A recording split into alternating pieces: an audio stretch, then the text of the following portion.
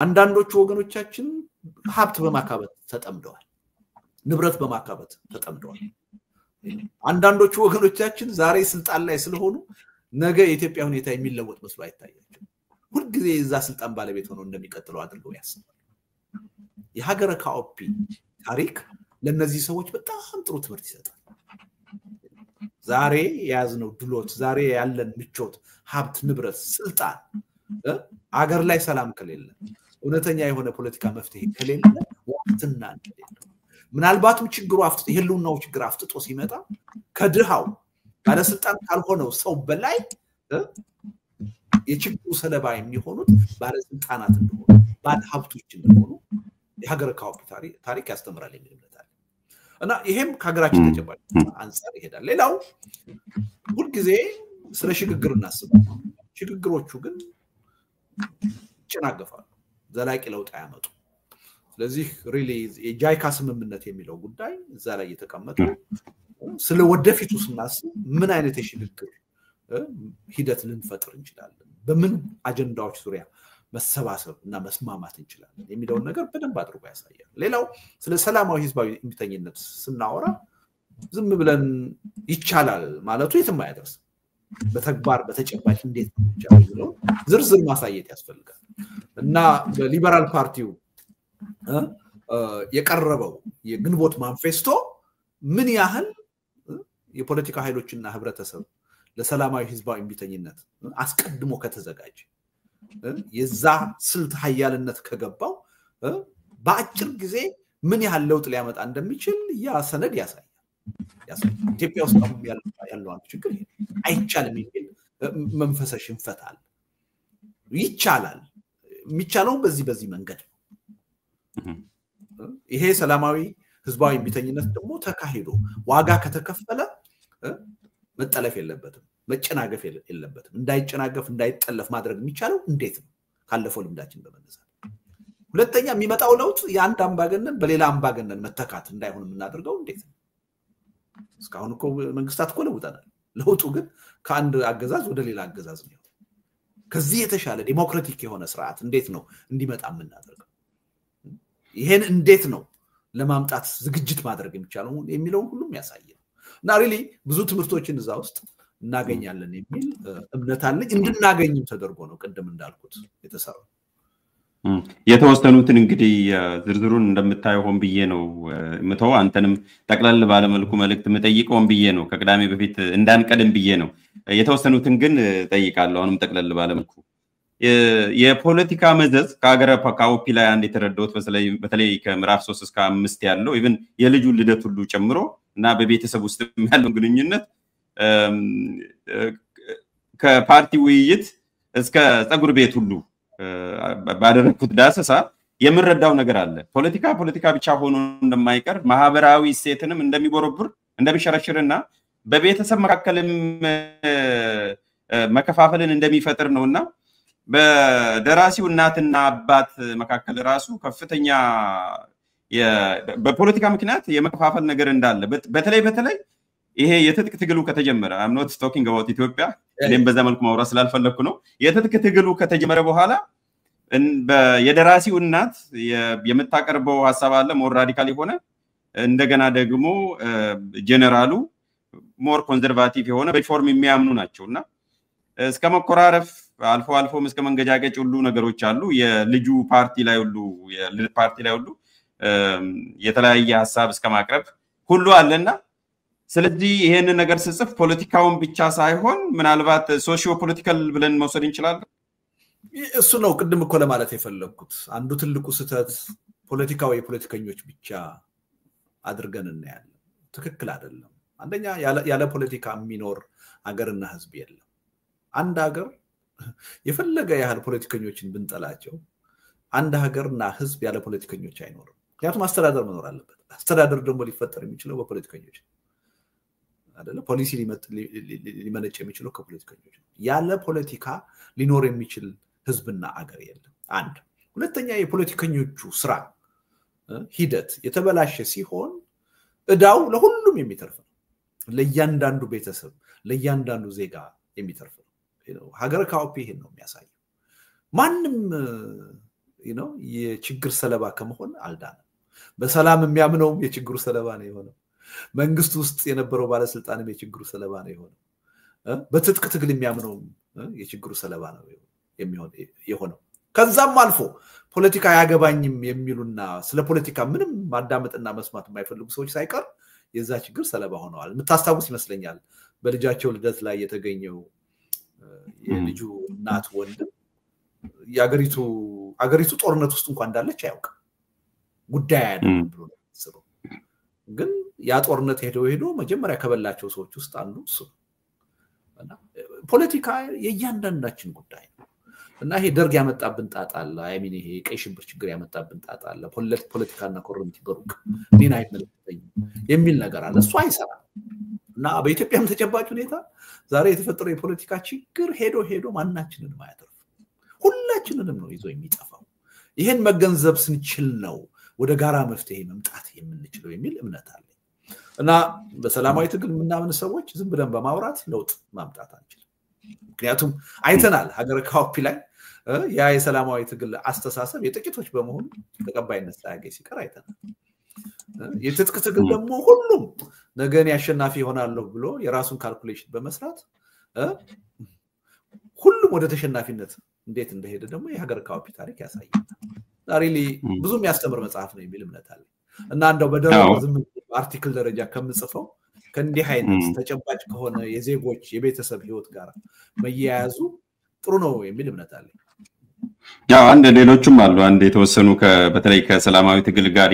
የግንቦት ማኒፌስቶን ምዕራፍ 9 ላይ ያገኙታል እመጣበታለሁ እዛ ላይ አንድ ሁለት ጥያቄ አለኝ ጠቅለል ያለ አድሬስ እናደርጋለን አንድ ሁለት ጥያቄ ስላለኝ ኦሬዲ የፀጉር ቤት ወደ ፀጉር ቤቱ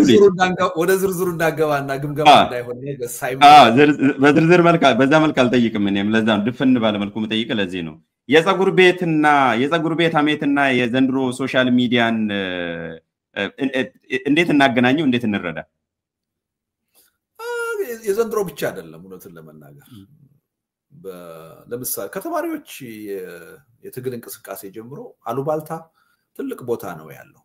የኢትዮጵያ ፖለቲካ ውስጥ ምክንያት የለሽነት ትልቅ ቦታ ነው ያለው ያ ጉዳይ በደርግም ጊዜ ቀጥሏል በኢህአዴግም ጊዜ ቀጥሏል 97 ምርጫ የነበረውን ፖለቲካ አትሊስት የምታስታውስ ይመስለኛል አሁንም ቢሆን በተለይ ደግሞ ሶሻል ሚዲያ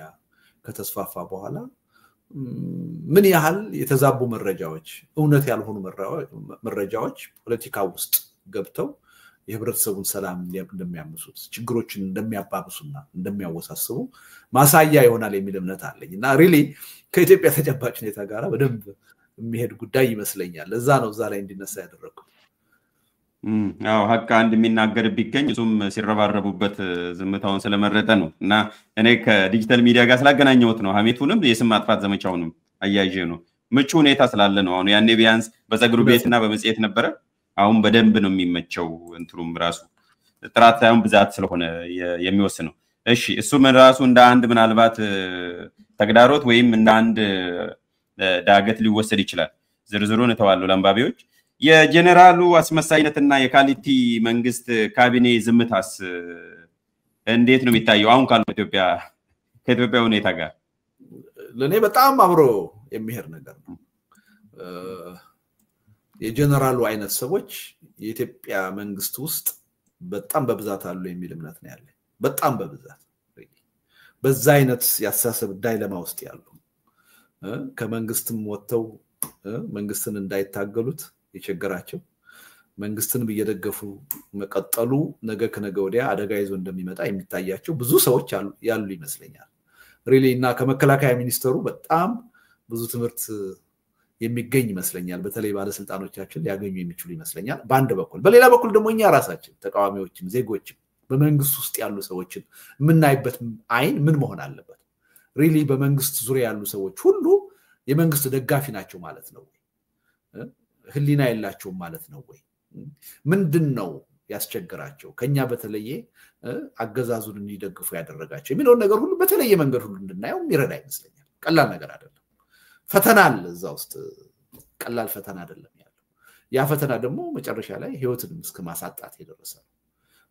ያ ሰውዬ ህይወታቸውን ሊያተርፉ የሚችሉበት ብዙ እድል ነበራቸው ከነበሩበት ባለስልጣን አንፃር ግን ከህሊናቸው ጋር ተሟግተው ሊሸሹት የማይችሉት ነገር ተጋፈጡ መጨረሻ ላይ እና ይሄ ለብዙ የኢትዮጵያ ባለስልጣናት የሚያስተምር ይመስለኛል ግን ባለስልጣናቱን ብቻ አይደለም ህዝቡን እኛንም ባለስልጣናቱን የምናይበትንም አይን በብዙ እጅ ሊያስተምረን ይችላል የሚል እምነት አለ እንግዲህ ባለፈው ከዚህ ቀደም በላከውም የአንድ 7 ገጽ መቅድም ያው ለምን እንደተጻፈ ስለመጽሐፉም ኦቨርቪው አስቀምጣል ፕሪቪው አስቀምጣ አንድ ያልከው ሁለት በተቻለ መጠን ሁለት ምዕራፍ ላይ ብታተኩሩ ጥሩ ነው በተለይ የሚዲያ ሰዎችና ሊቃን ብለ አደራ ብለሃል በጽሁፉ ላይና ገጽ 5 እና 6 ላይ እሱም የጃይካ ስምምነትና ግንቦት ማኒፌስቶ ነው አሁን አንድ ሰው መጽሐፉን አንብቦ ከጨረሰ ኦፍ ኮርስ እኔም አንብቤ ጨርሻለሁና ሌሎቹ እንዲሁ አጃቢ ገጸ ባህሪያት ናቸው እንጂ የመጽሐፉ ዋናው ዓላማ በተለይ ምዕራፉንም አልጠቅስም አሁን ሰዎች ያንብቡት የጃይካ ስምምነትና የግንቦት ማኒፌስቶ ናቸው ሁለቱ ናቸው የመጽሐፉ ቅመም መሰረቱም ዓላማም ቢሉ እንዴት ነው ይሄንን ልትገልጽ የምትችለው ባላንስድ ነው ብለን የምታስበው የመጽሐፉ ዋና ዓላማ እዚህ ኤሪያ ላይ ነው ያለው ወይስ ሁሉንም ሆሊስቲካሊ ማንበብ አለባቸው ዌል ቅድም እንዳልኩህ ለመጠቃቀስም እንደሞከርኩት እውነቱን ለመናገር በጣም ብዙ ትምህርቶች ነው እዛ ውስጥ የምናገኘው ቅድም እንዳልኩ የቤተሰቡ ህይወት ብዙ ያስተምረናል የመንግስት ባለስልጣናት ህይወት ብዙ ያስተምረናል እዛ ሀገር ውስጥ የነበሩ ባለሀብቶች ችግሮች ይለወጣሉ ብለው የማያስቡ ብዙ ያስተምረናል ከግለሰብ ህይወት ሁሉ ብዙ እንማራለን እዛ ውስጥ እና ከመጀመሪያ ጀምሮ በእያንዳንዱ ገጽ ብዙ እንማራቸው ነገሮች አሉ ሪሊ ቀላል አይደለም ከዛ ከደራሲው ብዙ ነገር እንማራለን ከሊበራል ፓርቲው መሪ ብዙ እንማራለን ብዙ ነገር ነው የምንማረው ነገር ግን እኔ የፖለቲካ አጀንዳ ነው በዋናነት ይሄን ጽሁፍ እንዲጻፍ ያስገድደኝ የሚል እምነት አለ አሁንም ቢሆን ደግሞ የመታገያ መሳሪያ ሊሆን ይገባል የሚል እምነት አለ ስለዚህ በዚህ ረገድ እነዛ ሁለት ኢሹዎች ከኢትዮጵያ ተጨባጭ ሁኔታ አንፃር በጣም ወሳኝ ናቸው የሚል እምነት አለ ምክንያቱም አሁን በስልጣን ላይ ያለውን መንግስት እንዴት ነው ልናሸንፈው የምንችለው ቻሌንጅ ልናደርገው የምንችለው የሚለው ጥያቄ በጣም ቁልፍ ጥያቄ ይመስለኛል በተለይ ደግሞ በጉልበት ሳይሆን በጠበንጃ ሳይሆን በሰላማዊ ህዝባዊ እምቢተኝነት እንዴት ቻሌንጅ ልናደርገው እንችላለን እንዴት ውጤት ልናመጣ እንችላለን የሚለው ጥያቄ በጣም ወቅታዊና አንገብጋቢ ጥያቄ የግንቦት ማኒፌስቶ ይሄን ጥያቄ ይመልሳል የሚል እምነት አለ ለዚህ ነው አንዱ በተለይ የሚዲያ እና የፖለቲካ ሰዎች የትኩረት ቦታ እንዲሆን የፈለጉት ሁለተኛ ጭንቀት አለ ለምሳሌ ከተለያዩ ዲፕሎማቶች ጋር ስንገናኝ ይሄ መንግስት ሲወርድ ምን አይነት መንግስት ነው የሚመጣው ፖስት አብይ ምንድነው ኢትዮጵያ ልትሆን የምትችለው የሚል ጥያቄ አለ ስለ ሽግግር መንግስት ስናነሳ ይቻላል ወይ እንዴትስ ይቻላል ወይ የሚል ጥያቄ አለ ይሄ ጥያቄ በኢትዮጵያ ፖለቲካ በጣም ቁልፍና ወቅታዊ ጥያቄ ነው እንዴት ነው አሁን ካለንበት ችግር ወጥተን ሁላችንም አሸናፊ ልንሆን በምንችልበት መንገድ መሸጋገር የምንችለው ሁላችን የሚለው ጥያቄ በጣም ወሳኝ ጥያቄ ነው የጃይካ ስምምነት ይሄን ጥያቄ ከሞላ ጎደል ይመልሳል የሚል እምነት አለኝ እንደምታውቀው የጃይካ ስምምነት ለፈረሰ ሀገር የተደረገ ስምምነት ነው ኢትዮጵያ አልፈረሰችም ገና እኔ በእምነት በመፍረስ ሂደት ነው ያለችው ግን ብዙዎቹ ነባራዊ ሁኔታዎች ሜቢ 90-95% ግን ከኢትዮጵያ ነባራዊ ሁኔታ ጋር ሄዳል የሚል እምነት አለ ስለዚህ በከፍተኛ ደረጃ ትምህርት የምናገኝበት ሰነድ ነው የሚል እምነት አለ ሪሊ በተለይ የግንቦት ማኒፌስቶ ሰላማዊ ህዝባዊ እምቢተኝነት ኢትዮጵያ ውስጥ ለማካሄድ ለምንፈልግ የፖለቲካ ኃይሎች በኔ እምነት ማኑዋል ሆኖ ሊያገለግል ይችላል የሚል እምነት አለ ያንዳንዷ ነገር እንዲሁ ዝም ብላ አይደለም ተቀመጠችው እዛ በበቂ ሳቤ በበቂ ጥናት የተቀመጠ ጉዳይ ዝም ብሎ እንዲሁ ልቦለድ ለመጻፍ ተብሎ የተጻፈ ነገር አይደለም በዛ ሂደት ውስጥ ሊያስፈልግ የሚችለው ጥንቃቄ በዛ ሂደት ውስጥ ሳናስበው ሊመጣ የሚችለው ችግር ምንድነው ያን ችግር እንዴት ነው ልንፈታ የምንችለው ከየት ወዴት ነው የምንሸጋገረው የህዝቡን መስዋዕትነት የሰዎችን ሞት ለመቀነስ ምን አይነት ጥንቃቄ ነው ልናደርገው ውጤቱ እንዳይቀለበስ ዘላቂ እንዲሆን ምን አይነት ጥንቃቄ ነው ልናደርግ የምንችለው የተጀመረው ትግል ደግሞ ተጀምሮ አንድ ቦታ ላይ እንዳይቆምና በአሸናፊነት እንደሚጠናቀቅ እርግጠኛ ለመሆን አስቀድመን የምናደርገው ዝግጅት ምንድነው አይታችኋል እነዛ 11 ቅድመ ሁኔታዎች ዝም ብለን ለውጥ እናመጣለን ስንል ብድግ ብለን የኢትዮጵያን ህዝብ አምጽ ብለን ለውጥ ለማምጣት አይደለም የትም አይደርስ አስቀድመው መሰራት ያለባቸው የቤት ስራዎች በኃላፊነት ያ የሚካሄደው ትግል ደግሞ አቅምና በፈቀደ መጠን ህጋዊና ሰላማዊ ብቻ ሆኖ መካሄድ አለበት። ግን ደግሞ የመንግስት ባህሪ ቫዮለንስ ይዞ ሊመጣ ይችላል። ያኔ የህብረተሰቡን መስዋዕትነት እንዴት ነው ቀንሰን በአነስተኛ መስዋዕትነት በአጭር ጊዜ ለዘላቂ ውጤት እንዴት ነው የምንበቃው የሚለው እነዚህን ጥያቄዎች ሁሉ ለመመለስ የሚያስችል ሰነድ ነው የሚል እምነት ስላለኝ ነው እንጂ እውነቱን ለመናገር እኔ በእያንዳንዱ ገጽ አይደለም በእያንዳንዱ አረፍተ ነገር ሀገረ ካኦፒ ላይ ቁም ነገር አለ ብዬ ምንማርበት ነገር አለ እምነት ነው ያለኝ። በጣም ጥሩ። ወደዛ ወደ ግንቦቱ ማኒፌስቶ እንሄድና አንድ የተወሰነ አንድ ሁለት ጥያቄ አንስቼ መጽሐፉ የት እንደሚገኝ እንዴት እንደሚመረቅ ከዛ የሎጂስቲክ ነገር እንነጋገራለን። እንዳልከው መጽሐፉን በ75 ቀናት ብትጽፍም ወይም ብትከትብም እሱን የተሻለ የሚሆነው ውጤቱ ግን በውጤት ደረጃ የ30 ዓመታት ጭማቂ ነው ማለት ይቻላል። ሰው እንደዛ እንዲረዱትም ነው መጽሐፉ ማለት ስትጽፍ ስትከትብ በአጭር ጊዜ ቢከተብም ይዘቱ ግን መጽሐፉ ላይ የሚገኘው የ30 ዓመትና ከዛ በላይ ዓመታት ልምድ ጭማቂ ነው ተብሎ ቢወሰድ የተሻለ ይሆናል ብዬ ስላሰብኩኝ ነው አሁን ባስረዳው መሰረት አይደል? እውነት ነው። ከኔ አንፃር ስታየው እንደሱ ተወስደው ትችላለህ። በዛ ላይ ከቀረቡት ታሪካዊ ሂደቶች አንፃር ካየው ደግሞ ኦልሞስት ላለፉት 70-80 ዓመት የአፍሪካን ሪያሊቲ ሊያሳይ ይችላል። ከቀይ ግዛት ነፃ መውጣት በኋላ ወይም ከሁለተኛው ዓለም ጦርነት በኋላ ከቅኝ ግዛት ነፃ የወጡ ሀገሮች ምንድነው የገጠማቸው ችግር? ኢትዮጵያ ቅኝ ያልተገዛች ብትሆንም እነዛ ሀገሮች የገጠሟቸው ችግሮች ገጥመዋታል። በዛ አይነት ሂደት ውስጥ ነው ያለፈችው። በዛ አይነት ውጣ ውረድ ውስጥ ነው ያለፈችውና ከታሪክ አንፃር ካየው ኦልሞስት ወደ ኋላ የ70 ዓመት የምናምን ታሪክ ሊሸፍን የሚችል ነው። ከኔ ጥረት አንፃር ደግሞ ካየው ሪሊ ይሄን መጽሐፍ ለመጻፍ ያበቃኝ በዛ መጽሐፍ ውስጥ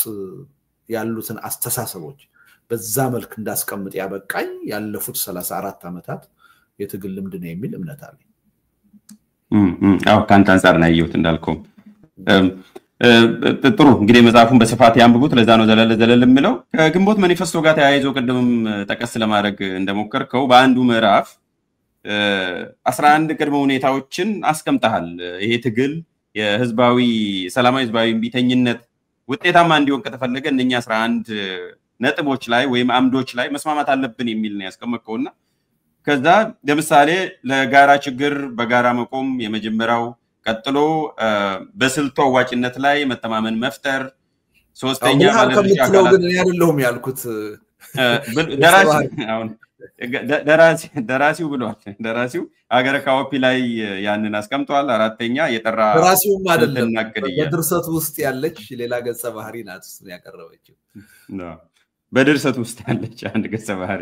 እኔ ራሴ ወደዛ ያልኩ ቀደም የጠየቅኩ። ለማንኛውም በአገረ ካኦፒ መጽሐፍ ላይ ከግንቦት ማኒፌስቶ ላይ የወሰድኩት 11 ቅድመ ሁኔታዎች አሉ። ቅድም ያነበብኳቸው የተወሰነውን ነው አውቄ ነው ሌላውን የተውኩትና አሁን የትኛው ደረጃ ላይ ነው ያለነው የሚለው መጠየቅ ስለፈለኩ ነው። ወሳኝ ነው። አሁን 11 ደረጃ እንደ ደረጃ ብንወስደው እንደርከን ለመሆኑ ከችግሩን በጋራ ከመረዳት ባሻገር ዘለናል ወይ ወደ 8 9 10 ስቴፕ ሄደናል ወይ የሚል ጥያቄ አንድ ሰው ቢጠይቅ የቱ ጋር ነው ያለነው? አሁን አዌርነስ ደረጃ ነው ያለነው? ችግሩን ዳይሴክት በማድረግ በመገምገም ደረጃ ላይ ነው ያለነው? ወደ ማደራጀት ደረጃ ነው ያለነው? ምን ላይ ነው ያለነው? በተወሰኑ ደረጃዎች በተወሰነ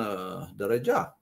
አንዳንድ ውጤቶችና መግባባቶች አሉ። በብዙ እጅ ግን እነዛ 11 ቅድመ ሁኔታዎች በኢትዮጵያ ተጨባጭ ሁኔታ አሉ ማለት አይቻልም። ሞገስ እነዛ ነገሮች በብቃት እኮ ቢኖሩ የጊዜ ጉዳይ ነው። ኢትዮጵያ ብዙም ችግር አይደርስባትም። ይሄን የገጠመንን ችግር እንሻገረዋለን የሚል እኮ አመለካከት ይኖረኝ ነበር። ያው አመለካከቴን ታውቃለህ። አሁን የኢትዮጵያ ነባራዊ ሁኔታ ወይም ደግሞ የወደፊቱ ጣፈንታችን ከመዳን ይልቅ ወደ መፍረስ ነው የሚሄደው የሚል እምነት ነው ያለኝ። ይሄ እምነት ስንት ያህል ፐርሰንት ይሆናል የሚለው ሊወጣ ሊወርድ ይችላል። አሁን ትንሽ ተስፋዎች እያየን ነው። ለምን ተቃዋሚዎች በተናጠል የትም አንደርስም፣ ችግሩ የጋራ ነው፣ ይሄን ትግል ማድረግ ያለብን በትብብር ነው የሚል አዲስ የትብብር መንፈስ ውስጥ እየገቡ ነው። ይሄ በተወሰነ ደረጃ በዛ ደረጃ የነበረኝን ስጋት የቀነሰበት ሁኔታ አለ። በመሰረታዊነት ሁኔታ ግን አልቀየረው። አሁንም ብትጠይቀኝ ኢትዮጵያ ከመዳን ይልቅ ያለ መዳን እድሏ ሰፊ ነው ብዬ ነው ማለት። ይሄን ማምነው ለምንድን ነው እነዛ 11 ቅድመ ሁኔታዎች ላይ ተጨባጭ የሆነ ሰፊ የሆነ መግባባት ላይ ስላልደረሰ ይሄ እምነት ያሁንም የተጠበቀ ነው ግን እቺ ሀገር እንድትድን የምንፈልግ ከሆነ በእነዛ ጉዳዮች ላይ መስማማት አስፈላጊ ነው ሀገረ ካኦፒ ላይ የተፈጠረው ችግር ይሄ በዛ ላይ መስማማት አልነበረም ኤሊቱ የተከፋፈለ ነበር ለህብረተሰቡ የሚልከው መልእክት የተለያየ ነበር ስለዚህ ያ የግንቦት ማንፌስቶ በጣም የኢምንት ሰዎች አጀንዳ ሆኖ ነው የቀረው ተቀባይነት አግኝቶ ቢሆን ግን ያችን ሀገርና ህዝብ ከጥፋት ይታደግ ነበር ኋላ ጸጸት ላይ ሀገረ የጃይካ ስምምነት ላይ የምናየው ጸጸት ያን ነው የሚያሳየው ስለዚህ በኢትዮጵያ ተጨባጭ ሁኔታ እነዛ ጉዳዮች ገና ናቸው መፈጠር ያለባቸው ናቸው ትልቁም ስራ እሱን መፍጠሩ እሱን ባልፈጠርንበት ሁኔታ የ45 ቀን የሚለው ነገር ሩቅ ላይ ያለ እነሱ ላይ በቂ የሆነ ግንዛቤ ከተፈጠረ በኋላ ግን 45 ቀኑ የሚለው ምናልባት የተጋነነ ነው ባጭር ጊዜ ለውጥ ማምጣት ይቻላል ትልቁ ፈተና ያለው ጊዜ የሚወስደው አስቸጋሪው እነዛን ቅድመ ሁኔታዎች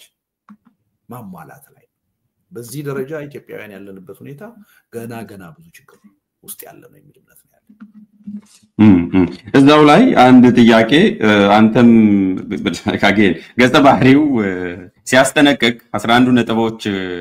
ወይም አምዶች ከዳሰሰ በኋላ ምን ይላል ከነዚህ ውስጥ አንዱ እንኳን ቢጓደል ለትነች ባይዘው ራቹላ ሆሳናት የሊበራል ፓርቲው ፕሬዝዳንት ናት ያቀረበች የሊበራል ፓርቲው ፕሬዝዳንት ይሄንን ታሳስባለች እንግዲህ እስኪ ዋሃደን ነው ቅድም እንዳለው ይሄንን ታሳስባለች አንዱ እንኳን ቢጓደል ነው የሚለው ስለዚህ ኮሙሌቲቭ ናቸው 11 ኮሙሌቲቭ ከሆኑ ከመሳካት ያለ መሳካቱ አሁን ባለው ሁኔታ ያዘነበለ አይሆንም ወይ ምንስ ተስፋ ይሰጣል ወይ ከዚህ አንፃር ምክንያቱም ኮሙሌቲቭ ከሆነ አንዷ ከፈረሰች አንዷ ሰበስ ከፈረሰች ቤቱ ስለሚፈርስ ይሄ በጣም እንትና አይሆንም ወይ ኦፕቲሚስቲክ ለመሆን አስቸግርም ወይ የሚል ጥያቄ ይመጣል ያው ደግመነው እኮ የጠየቀኝ ሞገስ እንደዛማ ቢሆን ኖሮ ኢትዮጵያ አትፈርስም ከሚሉ ሰዎች ጋር እኮ አብሬ ነበር የምሄደው አይደለ ከነሱ ጋር መሟገትም አያስፈልገኝም ነበር ተስፋው በዛ ደረጃ ቢሆን ኖሮ ማለት ነው ስላልሆነ ነው ነገር ግን ደግሞ ተስፋው የጠበበ ነው ብለን ፖለቲከኞች ተስፋ መቁረጥ አለብን የሚል እምነት ከኢትዮጵያ መፍረስ ባሻገር ነው የጠየቁ ባይዘው የራሱን የትግሉ ስኬታማ ይሆናል ወይ አይሆንም ከሚለው አንፃር ብቻ ነው የጠየቁ ነው ምልህ እኮ ይሆናል ብዬ ባምንማ ከሆነ እኮ ምንድነው ኢትዮጵያ ትድናለች ህዝቧም ከርስ በርስ ስኬት ይድናል ወደ በጎ ነገር ትሻገራለች ያ ነገር ተቀባይነት ያገኛል ብዬ ካመንኩ ማለት ነው እዛ ተስፋ ላይ አይደለንም ያለነው ነገር ግን እንደ ፖለቲካ ኃይልና እንደ ፖለቲካ ሰው ደግሞ ተስፋ መቁረጥ አለብን የሚል እምነት የለኝም ያለችውን ጠባብ እድልም ቢሆን አስፍተን በዛ ደረጃ ስምምነት ላይ መድረስ መቻል አለብን በዛ ደረጃ ስምምነት ላይ ከደረስን ምንም ጥርጥር የለውም ችግሩን እናልፈዋለን እንሻገራለን የሚል እምነት አለ ያ እንዲሆን ነው እየታገልን ያለነው ስንታገል ግን እኔ በግልጽ ነው በአደባባይ የምናገረው ነገር አሁን በመናደርገው ትግል ኢትዮጵያ ትድናለች ወይስ አትድንም በፐርሰንት አስቀምጥልኝ ብትለኝ 67% ከመዳን ይልቅ የመፍረስ እድል ነው ያላት የሚል እምነት ነው ያለው በኔ ግምት ኦኬ ስለዚህ በዛ ደረጃ ነው ያለው ነገር ግን እንደ ፖለቲካ ኃይል ደግሞ አይደለም ቀርቶ 30-40% እና በኔ እምነት 1% እድል ብትኖር ያችን እድል ይዘን እስከ መጨረሻው ድረስ መታገል አለብን ብያለሁ ያችን እድል አስፍተን ወደ ውጤት ለመብቃት መስራት አለብን ምክንያቱም በአገርና በህዝብ ጉዳይ ላይ ተስፋ መቁረጥ አይቻልም የሚል እምነት አለ ፖለቲካ ማለት ደግሞ ትግል ማለት ደግሞ ያ ነው የሚል እምነት አለ አይቻልም በተባለበት ሁኔታ እየወደቁ እየተነሱ ለአሸናፊነት መብቃት ነው የሚል እምነት ስላለኝ ያ ጽናት ስላለኝ እንጂ በተጨባጭ አሁን ይሄርንበት ያለውን መንገድ በግራም በቀኝም ካየኸው ኢትዮጵያን ወደ መዳን ሳይሆን ከጊዜ ወደ ጊዜ ወደ መፍረስ እየወሰደ አንዳንድ ሰዎች ውጤት መስሎ የሚታያቸው ነገር አሁን በየአንዳንዱ ቀን በዜና የምንሰማው እንደ ውጤት የሚነገረው ነገር ሁሉ በኔ መረዳት የመፍረሳችን መፋጠን ማሳያ የሚል እምነት ነው ያለው ስለዚህ እነዚህን ሁለት ነገሮች በአግባቡ ማየት ያስፈልጋል ያለብን ሁኔታ እጅግ ውስብስብ ተስፋ አስቆራጭ መሆኑ በሌላ በኩል ደግሞ የሀገርና የህዝብ ጉዳይ ስለሆነ ዜጎችና የፖለቲካ ኃይሎች ተስፋ በፍጹም መቁረጥ እንደሌለብን እነዚህን ሁለት ነገሮች በደንብ መገንዘብ ያስፈልጋል ማለት ነው በተናጠል ካየኸው ኮንትራዲክት የሚያደርግም ሊመስልህ ይችላል አያደርግም ጥሩ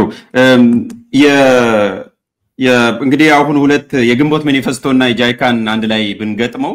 የጃይካ ስምምነትን የካሊቲ መንግስት ከነበረው ባህሪ ከመጽሐፉ ላይ ከአገረ ካውፒ መጽሐፍ ላይ ከመጀመሪያው እስከዛ ድረስ ስታነበው ባህሪው ይታወቃል በግልጽ ነው የተቀመጠውና ያንን ባህሪ ይዘን የጃይካ ስምምነትን የመቀበል እድሉ በጣም ጠባብ ነው ጠባብ ስለሆነ እንዴት ተደርጎ ትግሉ ማለት ነው እንዴት ተደርጎ ነው እንዲቀበል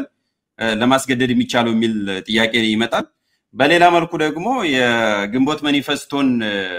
11 ነጥብ እንኳን 11 አይደለም ከ11 ውስጥ ተራ ቁጥር 5 እና 7 ላይ ተቀመጡትን እንዲቀበሉ የትጥቅ ትግልን ያነሱትን ቡድኖች እንዴት ማሳመን ይቻላል የሚል ጥያቄ ነው የሚመጣውና እሱ ላይ ባጭሩ ብትሄድበት ከፊሉን ኦሬዲ በስፋት ስለሄድንበት ምልክ የጃይካ ስምምነት ላይ የምታየው ምንድነው በፖለቲካ ኃይሎች ውስጥ ትልቅ ጸጸት ነው የምታየው መታለፍ የማይገባቸው ብዙ ድሎች እንዳሳለፉ ሲጸጸቱ ነው የምታየው እና ሪሊ የሰነዱ ሰብስታንስ ባሳለፏቸው ድሎች ላይ የተመሰረተ ነው ቀድመው ብዙ ልቂት ከመፈጠሩ በፊት ሊቀበሏቸው የሚችሉ ጉዳዮችን ነው ሄደው የተቀበሉት መጨረሻ ላይ ስለዚህ ያ በጣም አስተማሪ ነው አሁን የካሊቲ መንግስት አልተቀበለም ባለመቀበሉ ግን ምን ሆነ አገሪቱንም ህዝቡንም ዋጋ አስከፈለ ራሱንም ዋጋ አስከፈለ አሁን በኢትዮጵያ በስልጣን ላይ ያለው አገዛዝ የኛን የሽግግር ጥያቄ ባይቀበል ሌላ አይደለም የሚመጣው አገሪቱና ህዝቡ ዋጋ ይከፍላሉ ራሱም ዋጋ ይከፍላል ይሄ በጣም ተዛማጅ የሆነ ታሪክ ይመስለኛል ከዛ ጋር ስለዚህ የጃይካ ስምምነት ቀደም እንዳልኩት የተወሰነ አጀስትመንት ያስፈልገዋል ወደ ኢትዮጵያ ሪያሊቲ ለማምጣት ስንፈልግ ለምን ያ ለፈረሰ ሀገር የተደረገ ስምምነት ነው እኛ ደግሞ ያልፈረሰ ግን በመፍረስ ሂደት ላይ ያለን ሀገር ለማዳን ነው እንስማማ ይያልን ያለን አዲስ የሽግግር ሂደት እንፍጠር ይያልን ያለን ስለዚህ የተወሰነ አጀስትመንት ያስፈልገዋል ወደ ግንቦት ማኒፌስቶ ስትመጣ ግን እውነቱን ለመናገር ስም የመቀየር ካልሆነ በስተቀር ለኢትዮጵያ ተጨባጭ ሁኔታ የሚሰራ ምክንያቱም ያ ማኒፌስቶ የወጣው የትግል እንቅስቃሴ ውስጥ ይያሉ አገሪቱ በህልውና ባለችበት ሁኔታ ነው ኢትዮጵያ አሁን ያለችበት ሁኔታ ማለት ይቻላል ስለዚህ እዛ ውስጥ የተጠቀሱት ነገሮች ደግሞ መንግስትን ብቻ የሚመለከቱ አይደለም አንዱ መታወቅ ያለበት ጉዳይ ይሄ ስለ ግንቦት ማኒፌስቶ ስናስብ እዛ ውስጥ 11 ቅድመ ሁኔታዎች አሉ በዚህ ላይ ስምምነት መፈጠር አለበት ስንል የመንግስት ጉዳይ ብቻ አይደለም በዋናነት ፖለቲካ ፓርቲዎችን ይመለከታል ሲቪክ ማህበራትን ይመለከታል ህዝቡን ይመለከታል የሚዲያ ሰዎችን ይመለከታል ያ ስምምነት የሚባለው ነገር በእነዚህ ሁሉ የህብረተሰብ ክፍሎች መምጣት አለበት ካልመጣ የትም መድረስ አይችልም በዛ ደረጃ የነበረ የሐሳብ ክፍፍል ነው ሀገረ ካውፒን ትልቅ ዋጋ ያስከፈላል ኢትዮጵያ ውስጥም አሁን ያለ ሪያሊቲ ነው ስለዚህ ሪሊ ጉዳዩ አንድ ኃይል ብቻ እንዲቀበለው የሚፈልግ ነገር አይደለም ማለት ነው እዛ ውስጥ የሀገረ ካውፒ አንድ ትልቁ ትምህርት ሁላችንም ራሳችንን የችግሩ አካል አድርገን እንድናይ እኛ የችግሩ አካል የመፍትሄውም አካል ደግሞ መሆን የምንችለው በጋራ ነው የሚል አስተሳሰብ እንዲኖረን የሚያደርግ ጣት መቀሳሰሩ የችግሩን ምንጭ አንድ አካል ብቻ አድርጎ ማሳየቱ የትም እንደማይደርስ ማሳያ ይመስለኛል እና ሪሊ እዛ ውስጥ ያሉት ነገሮች ተቀባይነት ማግኘት አለባቸው ሲባል በአንድ ወገን ብቻ አይደለም እነዚህ ሁሉ በትግሉ ውስጥ ተዋናይ መሆን የሚገባቸው ኃይሎች ወደዛ አይነት አንደርስታንዲንግ መምጣት አለባቸው በሰላም የሚያምነው በትጥቅ የሚያምነው አክቲቪስቱም ሲቪክ ማህበራቱም የፖለቲካ ድርጅቱም እንደዛ አይነት መስማማት ላይ ካልደረሰ ሰላማዊ ህዝባዊ ቢተኝነት እኛም እናወራው የትም ሊደርስ አይችልም ውጤታማ ሊሆን አይችልም በዛ ደረጃ መስማማት ከተፈጠረ ግን እዛ ሰነር ላይ እንደተቀመጠው አንድን አምባገነን በ45 ቀን ወይም በ6 ሳምንት የሰላምን መንገድ እንዲቀበል ማንበርከክ ይቻላል ማሸነፍ ይቻላል 11ዱን ቢሟሉ ራሱ ይቻላል ወይ በኢትዮጵያ ሁኔታ የሚል ጥያቄ ነው ያለው እንደው በዛው መልስ ይቻላል ቢሟሉ ራሱ በ45 ቀን የማንበርከክ ሁኔታው የኔ እምነት አብሶሉትሊ የሚል 11ዱ ከተሟሉ አንደርማይን ማድረግ አይሆንም አገዛዙ አቅሙ የግንዛቤ እንደውም 45 ቀን ነው ያልኩት አይደለ 45 ቀን ውስጥ አይተዋል እያንዳንዱ ሳምንት ተከፋፍሎ ነው 6ቱ ሳምንት የተቀመጠው እንደውም 11ዱ ከተሟሉ የመጀመሪያውና ሁለተኛው ሳምንት ላይ የታሰበው ዓላማ ሊሳካ ይችላል 45 ቀን ላይ ፈጅ ይችላል የሚል እምነት ነው ያለኝ በዛ ደረጃ ነው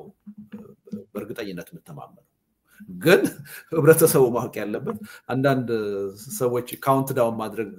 ሲጀምሩ ሰምቻለሁ 45 ቀን 2 ቀን ሆነው ምናምን ያው ባገር ጉዳይ መቀለድ ጥሩ አይመስለኝም እንደዛ አይደለም ያ 45 ቀን በነዛ ቅድመ ሁኔታዎች ላይ ተስማምተን ተዘጋጅተን ስንገኝ የሚቀረው የትግል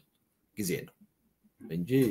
እንዲሁ እንደው ከዛሬ ጀምሮ 45 ቀን ትግል ብናደርግ ለውጥ እናመጣለን ማለት አይደለም እንደዛ አይነት ሞኝነት ያለበት ሰው ካለ በጣም የተሳሳተ ነው እና ትልቁም ፈተና ያለው የሊበራል ፓርቲውም ደጋግሞ ለህዝቡ ሲናገር እንደነበረው ትልቁ ፈተና ያለው በነዛ ቅድመ ሁኔታዎች ላይ የመስማማቱ ጉዳይ ግን አልሆነም መስማማት ስላልተፈጠረ ሰላማዊ ህዝባዊ ቢተኝነት በዛች ሀገር ውጤታማ መሆን ሳይችል ቀረ እና ሪሊ እነሱ ላይ ስምምነት ከደረስም እዛ ላይ ነው የሚያልቀው ሁሉ ነገር የሚል እምነት አለ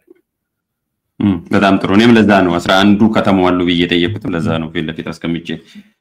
የመጽሐፉንም አንብቡት እንግዲህ መጽሐፍ ላይ በግልጽ የተዘረዘሩ ነገሮች አሉ ራሴን ሳቀብ የቆየውቶም ብዬ ነው ዝርዝር ጉዳይ አንብቤዋለሁ እኔ ሙሉውን ስለዚህ እናንተም እንድታነቡት እኛም በተለያየ መልኩ እናቀርብላችኋለን ግን መጀመሪያ መመረቅ አለበት ምርቃቱ ቅዳሜ ነው ስለዚህ መጽሐፉ ላይ የተወሰነ ነገር እንድትል የት ይገኛል እንዴትስ ያገኛሉ የቅዳሜ ቀጠሮውንም እነኚህ ሶስት ነገሮች እንትን አስተያየት እንድሰጥ ሐሳብን እንድታስተላልፍ ነው አሁን የምፈልገው የመጨረሻው ስለዚህ ምርቃቱ ቅዳሜ ነው ኦንላይን ነው ማስታወቂያም አለ ያው መግቢያ ላይ ቅድም እንትን ያልነው ለኛም የላከው ለሚዲያዎች ለወዳጆቼና ለሐሳብ ተጋሪዎቼ በሙሉ የሚል ትላንትና ማታ ደርሶናል ስክሪን ላይ የሚገኘው ይህ መጽሐፍ የመግዛት አቅም ባለውም ሆነ በሌላው ህዝብ ዘንድ በስፋት መነበብ እንዲችልም የእያንዳንዳችሁ ለንተናዊ እገዛና ትብብር አስፈላጊ ነው ስለሆነም አንደኛ የምረቃው ዕለት በእኔ የእጅ ጽሁፍና በስሙ የተፈረመውን ዲጂታል መጽሐፍ $30 በመግዛት ሁለተኛ አገር ውስጥ የሚገኙና የመግዛት አቅም የሌላቸው ወገኖቻችን መጽሐፉን ያለ ክፍያ እንዲያገኙ የማድረገውን ጥረት 5 እና ከ5 በላይ የሆኑ መጽሐፍትን እያንዳንዱ በ$6 ስፖንሰር በማድረግ ተባባሪ እንዲሆኑ ሶስተኛ በቅርቡ የሚገኙ ሌሎች ወዳጅ ዘመዶችዎን በመጽሐፉ ግዢና ስፖንሰርነት እንዲሳተፉ በማግባባት ጭምር የምረቃ ስነ ስርዓቱ ቀጥተኛ ተባባሪ እንዲሆኑ በአክብሮት እንጠይቃለን እያለ ይቀጥላል ይሄንን ለቅምሻ ነው ያነበብኩት ከስክሪኑ ላይና ቀሪውን አንተ ቢሰሙ የተሻለ ይሆናል ልደት በዛ ነው በመልእክቱ ነው የምናበቀው በጣም ነው ማመሰግነው እነዚህ ነጥቦች ስላጋራህ ሞገስ ህብረተሰቡ ሊያውቃቸው የሚገቡ ናቸው እና እንግዲህ ምንድነው ቅዳሜ በዋሽንግተን አቆጣጠር 11 AM ነው የሚጀምረው በኢትዮጵያ አቆጣጠር አመሻሹ 12 ሰዓት ላይ ማለት ነው ምናልባት ፕሮግራሙ ከ2 እስከ 3 ሰዓት ይወስዳል ተብሎ ይገመታል በዛ ፕሮግራም ላይ ኢትዮጵያውያን ከሀገረ ካኦፓውያን ምን እንማራለን የሚል ርዕስ የተሰጣቸውና በዛ ጉዳይ ላይ አስተያየት የሚሰጡ እንግዶች ተጋብዘዋል አንቱ የሚባሉ በአገሪቱ ታዋቂ የሆኑ የፖለቲካ ሰዎችና ምሁራን አስተያየት ይሰጣሉ እና ሪሊ ይሄ ትልቅ እንደው ከአንድ መጽሐፍ ምረቃ ያለፈ ሚና ያለው ክስተት እንደሆነ ሰዎች እንዲረዱት ፈልጋለሁ እና ምናልባት ከ12 ከ13 በላይ የሆኑ ሚዲያዎች በቀጥታ ለህዝብ እንደሚያስተላልፉት ቃል ገብተዋል አንዳንዶቹ ሳተላይት ቴሌቪዥን ላይ የሚተላለፉ ስለሆኑ በቀጥታ በሚሊዮን የሚቆጠር ህዝብ ይከታተላል ማለት ነው እና ሚዲያውም ይሄ ጉዳይ የአንድ መጽሐፍ ጉዳይ ወይም የአንድ ግለሰብ ጉዳይ ሳይሆን የጋራ የትግል ጉዳይ እንደሆነ ተገንዝበው በጣም ከምጠብቀው በላይ ትብብር ያደረጉ ነው እና ይሄ ኢቨንት የምረቃው ከምረቃ ያለፈ ትርጉም ያለው ፋይዳ ያለው መሆኑን ህብረተሰቡ ተገንዝቦ በያለበት እንዲከታተለው ነው እዛ ላይ እንግዲህ የምናደርገው ሁለት ነገሮች አሉ በዋናነት አንደኛ ሃርድ ኮፒ ገና በአማዞን ነው የሚታተመው አሁን የተዘጋጀው ዲጂታል ኮፒ ነው ስለዚህ በእኔ እጅ የተፈረመ በስማቸው ማለት ነው ዲጂታል ኮፒ የሚገዙ ሰዎች $30 ሊገዙ ይችላሉ አንዱ ግዢ ነው ይሄን ግዢ ማድረግ የሚፈልጉ ሰዎች የዋትስአፕ ቁጥር እዚህ ላይ ተቀምጧል ምናልባት ጎላ አድርገህ ልታሳይልኝ ትችላለህ በዛ ዋትስአፕ ቁጥርና በኢሜል ቁጥራችን ጥያቄ ሊያቀርቡ ይችላሉ ማለት ነው ከዛ የመክፈያ ስርዓት ማዘጋጅተናል እዚሁ ሰነዱ ላይ የተቀመጠው አለ ቅዳሜም በደንብ ስክሪን ላይ እናሳየዋል ያ ፍላጎት ያላቸው ሰዎች ያን መጽሐፍ እዛ ላይ በተቀመጠው የክፍያ ስርዓት በዜል ሊሆን ይችላል በካሻፕ ሊሆን ይችላል ወይም ደግሞ በካርድ ዌብሳይት ፈጥረናል እዛ ውስጥ ገብተው መክፈል የሚችሉበት ሁኔታ አመቻችተናል ስለዚህ አንዱ በእኔ የተፈረመበት በስማቸው የተፈረመበት ዲጂታል መጽሐፍ መግዛት ይችላሉ ያው አንዱ እንዲህ አይነቱ መድረክ የሚዘጋጀው ለቡክ ሳይኒንግ ወይም ለመጽሐፍ ፍረማ ስለሆነ እሱን ኦንላይን ቨርቹዋሊ እንሰራዋለን ማለት ነው። ሁለተኛው ነገር ግን አገር ቤት ያሉ ወገኖቻችን ይሄን መጽሐፍ አግኝተው ለማንበብ አስቸጋሪ ነው። አንድ ሶስት ምክንያት መጥቀስ ይችላል። አንደኛ ያው መንግስት የሚወደው ጉዳይ አይደለም፣ ለመንግስት የሚገባ ቋንቋ አይደለም ይሄ ቅድም እንዳልኩትና ይሄ መጽሐፍ ታትሞ አገር ቤት የመሰራጨቱ እድል እጅግ ጠባብ ነው። በዛ ምክንያት አገር ቤት ያሉ ወገኖቻችን ለማንበብ ይቸገራሉ። ግን ደግሞ በዋናነት እንዲያነቡት የምፈልገው እኔ አገር ቤት ያሉ የህብረተሰብ ክፍሎች ናቸው። ምክንያቱም ይሄ ትልቅ የፖለቲካ አጀንዳ ነው። ይሄን የፖለቲካ አጀንዳ ህብረተሰቡ ካልተረዳው የታሰበለትን ዓላማ ሊያሳካ ይችላል። ስለዚህ በዛ ምክንያት ሊያነቡ የማይችሉ ሰዎች። ሁለተኛ ለምሳሌ እንደዚህ ኦንላይን የሚቀርብን ነገር የካርድ አክሰስ ስለሚያስፈልግ የአክሰስ የላቸውም ኢትዮጵያ ውስጥ ያሉ ወገኖቻችን። ሶስተኛ ራሱ መጽሐፍ አሁን ይሸጥ ቢባል ኢትዮጵያ ውድ ሆኗል። አንድ መጽሐፍ ከ1000 በላይ የሚሸጥበት ሁኔታ ነው የተፈጠረው። አሁን ባለው የኑሮ ውድነት በበቂ ሁኔታ መጽሐፉ አገር ውስጥ ያሉ ሰዎች ሊያነቡት ይችላሉ የሚል ግምት የለኝም። ነገር ግን ይሄ ደግሞ ያው የታሰበለትን ዓላማ ለማሳካት የግድ መነበብ ስላለበት ይሄን መጽሐፍ ያለ ክፍያ እንዴት ነው የምናደርሰው በሚለው መፍትሄ አበጅተናል። ስለዚህ እኔ በራሴ ስፖንሰር አደርጋለሁኝ በነፃ እንዲደርሳቸው። ነገር ግን ይሄን ዕዳ አቅም ያላቸው ወገኖቻችን በስፖንሰርሺፕነት እንዲጋሩት እንፈልጋለን እና አንድ መጽሐፍ $6 እና የአነስተኛ መጽሐፍ ማድረግ የሚቻለው 5 እና ከ5 በላይ የሆነ መጽሐፍ ስፖንሰር ማድረግ ይችላሉ። ቅድም ባልኩት ስልክ ቁጥርና ኢሜል ይህን ፍላጎታቸውን ሊያሳዩን ይችላሉ እና የሚጠበቅባቸው ክፍያ በተመሳሳይ መክፈል ይችላሉ ማለት ነው። እና አሁን ቅዳሜ ምንድነው የተፈረመበት መጽሐፍ ይቀርባል። ሰዎች ስፖንሰር ያደርጋሉ አገር ውስጥ ለሚገኙ አንባቢዎች ማለት ነው። ሶስተኛው መርሃ ግብር ያው የተጋበዙት ትልልቅ እንግዶች ማትገምቷቸው እንግዶች ሁሉ መድረክ ይገኛሉ የሚል እምነት አለኝ። ንግግር ያደርጋሉ። ኢትዮጵያውያን ከዚህ መጽሐፍ ምን እንማራለን በሚለው ርዕሰ ጉዳይ ላይ ንግግር ያደርጋሉ እና ያ ደግሞ በራሱ ትልቅ መልእክት አለው የሚል እምነት አለኝ ለትግሉ። ኢትዮጵያውያን ምን ያህል ወደ አንድ መተባበር ወደ ጋራ የትግል እንቅስቃሴ ውስጥ እየገባን እንደሆነም አንድ ማሳያ መድረክ ይሆናል የሚል እምነት አለኝ እና ሪሊ ሚዲያ በጣም ከፍተኛ ትብብር እያደረጋችሁልኝ ነው። ይሄ ትብብር ተጠናክሮ የሚል ተስፋ አለኝ። እንደው ምስጋናዬን አስቀድሜ ማቅረብ እፈልጋለሁ እና እንግዲህ እስከ ቅዳሜ ድረስ ደግሞ የላክነውን ማስታወቂያ ደጋግማችሁ ፕሮግራም በሰራችሁ ቁጥር ታቀርቡት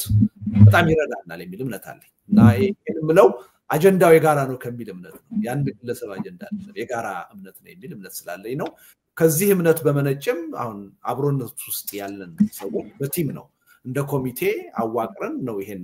ስራ እየሰራን ያለ ነው እና በተለይ የአብሮነት ኢትዮጵያ ሰዎች በጣም ነው በዚህ ጉዳይ ላይ እየተባበሩኝ ያሉት። ምክንያቱም